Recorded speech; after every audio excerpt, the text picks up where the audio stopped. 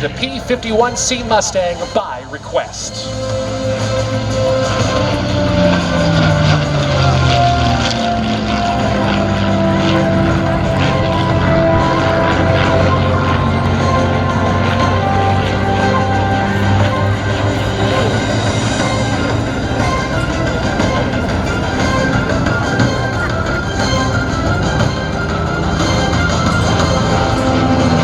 The P-51 Mustang representing everything that is great about America. The ingenuity, the motivation, the determination to win that defined our country in the 1940s. Back then, Hap Arnold, the head of the U.S. Army Air Corps, doubted that African Americans in military service could excel in complex tasks or leadership roles. However, under pressure from the NAACP and the press, President Roosevelt relented and in 1939 ordered a civilian pilot training program to be opened to African at the Tuskegee Institute in Alabama. World War II gave these African-American aviators a chance to go into combat units and do a first-class, top-rate job so the larger population could see just how silly segregation was.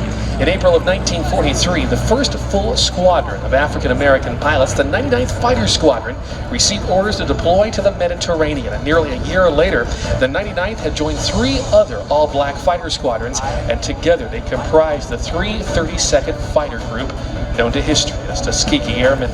Their reputation for discipline and fighter escort evolved as Allied bombers worked their way behind enemy lines. By the war's end, the 332nd had downed over 108 enemy aircraft. Collectively, they received 744 air medals, 150 distinguished flying crosses, 14 Bronze Stars, and 1 Silver Star.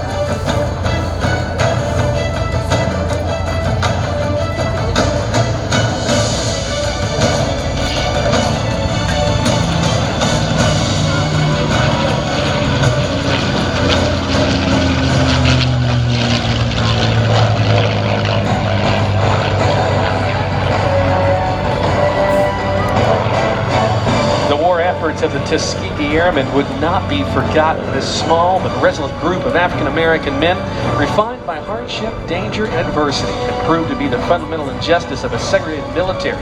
And it was in 1948, by the order of President, which this P-51C is named.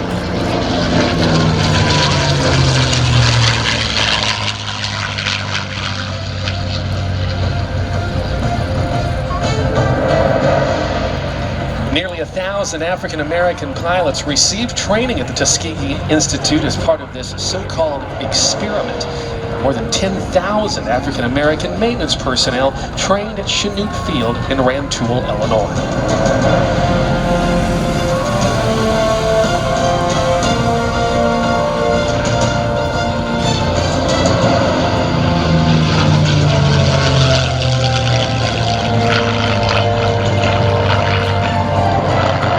Things have changed, but many will agree the Mustang is an American cultural icon. It was among the most maneuverable, piston-driven fighters of the war and proved to be very capable, especially under the right hands.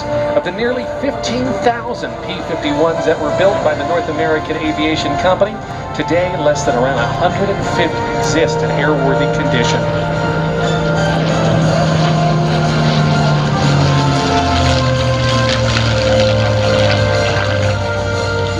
In an effort to honor all of those who have served past and present, Doug takes a great deal of pride in demonstrating the capabilities of the P-51 Mustang to future generations. Salute to the Red Tails, the Tuskegee Airmen. How about a nice round of applause for Doug Rosendahl and the Mustang?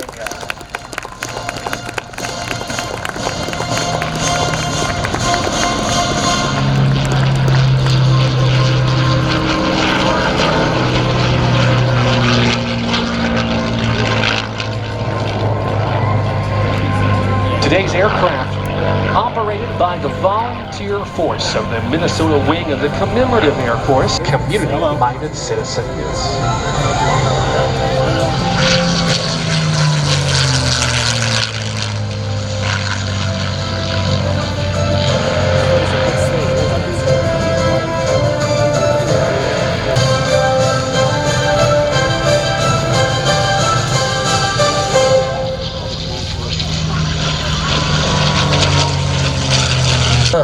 explore more than 50 non-stop destinations offered from right here at the Rickenbacker Airport.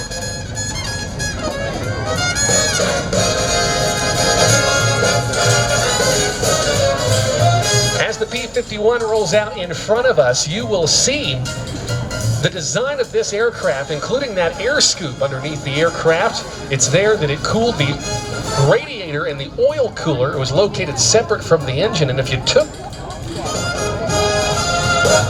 any damage to that in combat, you'd seize up the engine, and the enemy knew that, but it was a very revolutionary design. And in order to get good cooling, they actually separated it from the fuselage by a couple of inches, and believe it or not, the same